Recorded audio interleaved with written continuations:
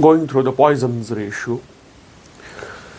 The Poisson's ratio can be got from the study that when a rod or when a solid is subjected to a normal force, it undergoes increase in the length. But with that increase in the length, it also undergoes decrease in the area of the cross section, or we can say decrease in the radius. The increase in the length is called as the longitudinal strand, and decrease in the length is called as the lateral strand. So the Poisson's ratio is defined as the ratio of lateral strand to longitudinal strand.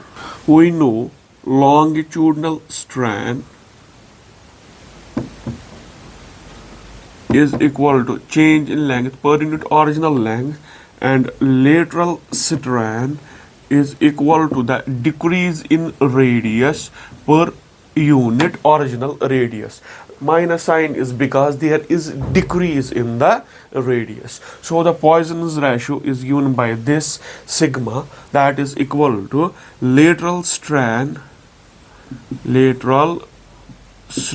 divided by longitudinal strand, that is minus delta R by R divided by delta L by L. As this Poisson's ratio is the ratio of equal quantities, that is the length, so this is unitless as well as dimensionless. The theoretical value of the Poisson's ratio is from -1 to 0.5, but the practical value of Poisson's ratio is seen from 0 to 0.5. That means the bodies which undergo no lateral strand, that is no decrease in radius, their Poisson's ratio is equal to 0.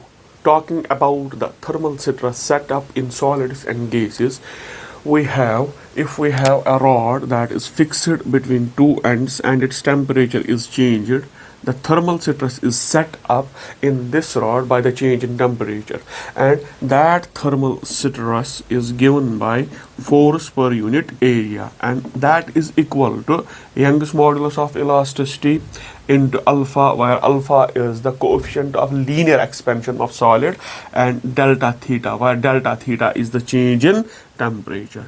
So this is the thermal stress set up in the solids. Now if we have a gas in a container and its temperature is changed, the thermal stress set up in that gas is equal to the change in the pressure of the gas, and that change in the pressure of the gas is equal to the product of bulk modulus of rigidity and gamma, where gamma is the coefficient of cubical expansion, and delta theta, where delta theta is the change in temperature. So thermal stresses are set in both solids and gases, but we have got the Young's modulus of elasticity for solids and bulk modulus of elasticity for gases.